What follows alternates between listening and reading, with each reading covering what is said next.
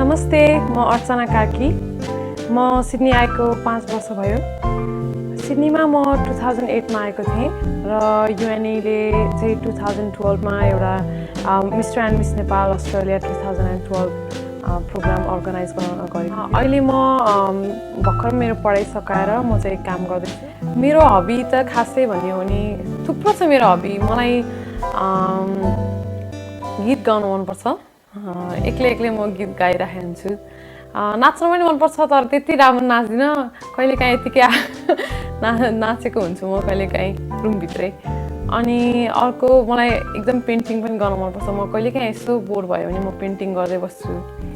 मलाई मोडलिङको पनि एकदमै सोख छ। थुप्रै छन् मेरो हबीहरू, तर सबैभन्दा मलाई मनपर्ने हबी चाहिँ गीत गाउने हो। Everywhere I look around, I'm surrounded by your embrace. Baby, I can feel your halo. You know you're my saving grace. You're everything I need. 2012 मा चाहिँ नेपाल गएँ म। नेपाल गएर क्रिसमस इभको दिनमा चाहिँ युएनईसँग सबैसँग मिलेर यहाँ अस्ट्रेलियाबाट हामीले चाहिँ कपडा डोनेसन गरेका थियौँ र त्यो कपडा चाहिँ हामीले लगेर CNN हिरो 2012 पुष्पा बस्नेतको आश्रममा बालबालिकाहरूलाई त्यो कपडा दियौँ र उनीहरू ज्यादै खुसी भएका थिए किनकि त्यो क्रिसमस इभको दिन पनि थियो।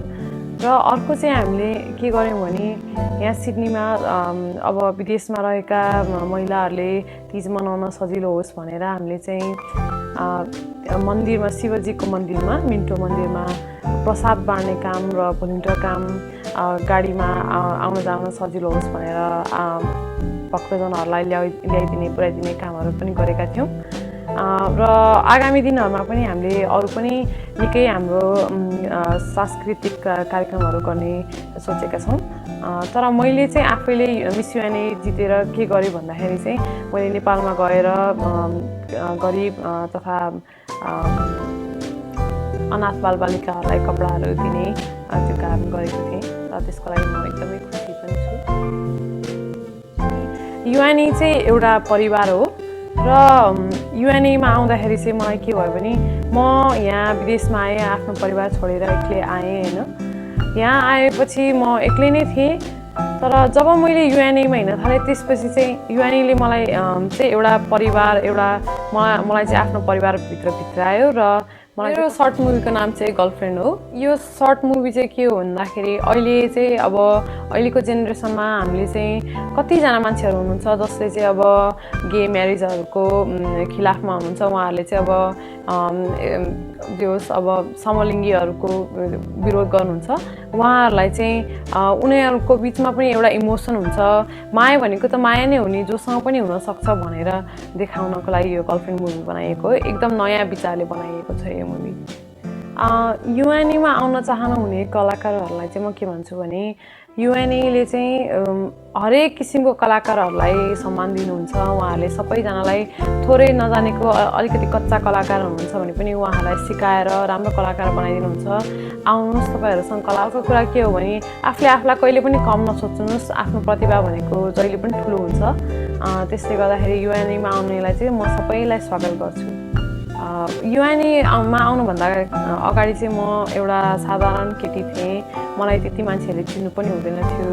म चाहिँ साथी बनाउन पाए हुन्थ्यो भनेर सोच्थेँ भने अहिले युएनईमा आएपछि अब मेरो आफ्नै एउटा पोजिसन भएको छ, आफ्नै एउटा टाइटल पनि भएको छ, साथीहरू धेरै छन्। त्योभन्दा पनि एउटा परिवार नै जस्तो बनाएको छु, त्यही खुसी लाग्छ। यदि मलाई मुभीको अफर आयो भने म गर्छु होला मुभी, किनभने नेपाली मुभी अहिले अब त्यति धेरै चलेको छैन। तर हामी युथहरूले अलिकति केही मद्दत गऱ्यौँ भने सायद नेपाली मुभी चल्छ नै होला, त्यसैले म गर्छु मुभी। मेरो जीवनमा बिर्सनै नसक्ने क्षण चाहिँ मिस्टर एन्ड मिस नेपाल 2012 मा भएको थियो। के भयो भने सुरुमा मलाई चाहिँ मिस युएनई टाइटलमा बोलाइएको थियो र मिस युएनई टाइटल पाउँदाखेरि म यति धेरै खुसी थिएँ कि अब मलाई त्यो खुसीको सीमै थिएन होइन। त्यसपछि म चाहिँ अब गएर आफ्नो क्राउन लिएर पछाडि गएर बस्दाखेरि मलाई चाहिँ फेरि दोस्रो पटक पनि फर्स्ट रनरअपको टाइटलको लागि बोलाइयो। त्यो चाहिँ मैले कहिले बिर्सिन पनि सक्दिनँ होला र त्यति धेरै खुसी एकैचोटि मलाई कहिले आएको पनि थिएन होला। युएनएको बिओडी मेम्बरहरूलाई चाहिँ म के भन्न चाहन्छु भने उहाँहरूले गरेर चाहिँ म एउटा साधारण केटी मलाई चाहिँ एउटा टाइटल दिनुभयो उहाँहरूले त्यो टाइटलले गरेर मलाई यहाँ चिनिने मान्छेहरूले चिन्नु पनि हुन्छ र म उहाँहरूलाई चाहिँ धेरै धेरै धन्यवाद भन्न चाहन्छु आफ्नो युएनए फ्यामिलीमा मलाई भित्राउनु भएकोमा अन्त्यमा म के भन्न चाहन्छु भने यहाँहरूसँग केही प्रतिभा छ भने आउनुहोस् युएनए जोइन गर्नुहोस् म पनि एउटा त्यति धेरै ट्यालेन्टेड मान्छे त थिइनँ त्यही पनि आएर यहाँ धेरै कुरा सिक्न पाएँ साथीहरू बनाउन पाएँ अस्ट्रेलियामा आइन्छ काम त गरिहालिन्छ सबैजनाले होइन तर आएर यहाँ एउटा नेपाली अर्गनाइजेसनमा आएर सिडनीमा विदेशमा आफ्नो नेपाली कला यदि तपाईँ झल्काउन सक्नुहुन्छ भने आउनुहोस् युएनएमा आउनलाई म स्वागत गर्छु